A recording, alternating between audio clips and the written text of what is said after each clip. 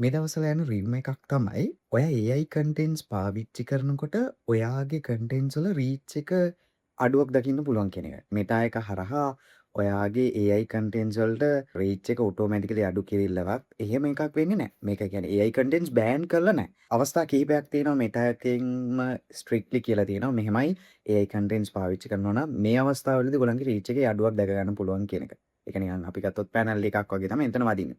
ඒ අවස්ථාව ගත්තොත් පළවෙනි තැන තමයි ඔයා ස්පෙෂල් කැටගරි එකක් ප්ලේස් කරනවා නම් ඔයා අනිවාර්යෙන් AI කන්ටෙන්ට් එකක් නම් ඒක රියලයිස් කරන්න ඕනේ. අනිත් එක තමයි ඔයා ඒ කියන්නේ අපි ගත්තොත් ටෙස්ටිමෝනියල් එකක් වගේ. ඒ කියන්නේ අපි අර ඩිසීව් කරන්න පුළුවන් කන්ටෙන්ට්ස් තියෙන්නේ. කියන්නේ පර්සන් කෙනෙක්ව ඩිසීව් කරන්න පුළුවන්. කියන්නේ රවට්ටන්න පුළුවන් වගේ කන්ටෙන්ට්ස්. ඒ කියන්නේ අපි ගත්තොත් ටෙස්ටිමෝනියල්ස් වගේ කන්සෙප්ට්ස් වලට යනවා නම් යූසර් ජෙනරේටිව් කන්ටෙන්ට්ස් යනවා නම් ඒ කන්ටෙන්ට්ස් වලදී ඔයා AI කන්ටෙන්ට්ස් පාවිච්චි කරන්න එපා. එතකොට එතනදී ඔයාගේ රීච් එකේ ලොකු අඩුවක් දකින්න පුළුවන්. ඇඩ්වර්ටයිසර්ස්ලා ගොඩක් ඉන්නවනේ. ඒ මෙටා ප්ලැට්ෆෝම් එකේදී. එතකොට ඒ ප්ලැට්ෆෝම් එකේදී ඔයා පාවිච්චි කරන ක්‍රියේටිව් එක ගොඩාක් ඇඩ්වර්ටයිසර්ස්ලා විසින් පාවිච්චි කරනවා නම් very common template එකක්. ඒ AI පෝස්ට් එක හරි වීඩියෝ එක හරි. එතකොට එහෙම වෙද්දිත් ඔයාගේ වීඩියෝ එක හරි පෝස්ට් එකට හරි රීච් එකේ අඩුවක් දකින්න පුළුවන්. ඔන්න ඒ වගේ අවස්ථා කිහිපයක් තියෙනවා. තව අපි ගත්තොත් ඔයා කොපිරයිට් ඉෂුව එකක් තියෙන මොකක් හරි කන්ටෙන්ට් එකක් තියෙනවා නම් කොපිරයිට් ක්ලේම් කරන්න පුළුවන් කන්ටෙන්ට් එකක් ඔයා AI එක හරහා පොඩි චේන්ජ් එකක් කරලා ඔයා ඒක දානවා නම් ඇඩ් එකක් හැටියට එන්නේ මේ වගේ අවස්ථාවකදීත් ඔයාගේ රීච් එකේ අඩුවක් දකින්න පුළුවන්.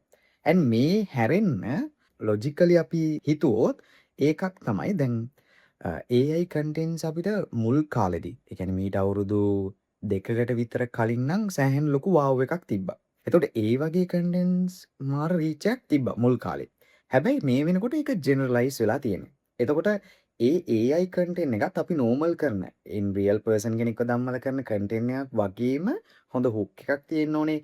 ඒ ෆ්ලෝ එක මේකෙත් අපි අනුගමනය කරන්න ඕනේ. එහෙම නැති වුණොත් ඔයාගේ රිසල්ට් එක ඩ්‍රොප් වෙනවා. ඒකට එක හේතුවක් තමයි ඔයා දන්නවා දැන් ඇඩ් එකක් ප්ලේස් කරනකොට එතන ඉක්වේෂන් එකක් තියෙනවා. ඒ කියන්නේ ඇඩ් වැලියු එක අපි බලන ඉක්වේෂන් එක දාන්නනේ මම ඒක උඩින් ඕනනම් ඩිස්ප්ලේ වෙන්න දාන්නම්. එතකොට එතනදී තියෙනවා බිඩ් එක වැඩි කරනවා එස්ටිමේටඩ් ඇක්ෂන් රේට් එකකින් ප්ලස් අපි ඇඩ් ක්වොලිටි එකට දෙන වැලියු එක ඇඩ් කරනවා. එතකොට එතනදී එස්ටිමේටඩ් ඇක්ෂන් රේට් එක කියන එක තියෙනවානේ සහ ඇඩ් ක්වොලිටි කියන එක.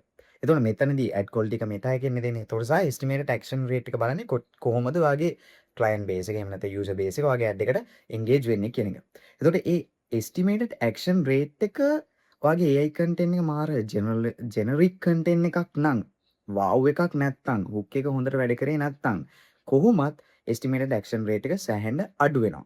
එස්ටිමේටඩ් ඇක්ෂන් රේට් එක අඩු වෙනවා කියන්නේ ඔයාගේ ටෝටල් ඇඩ් වැලියු එක අඩු වෙනවා.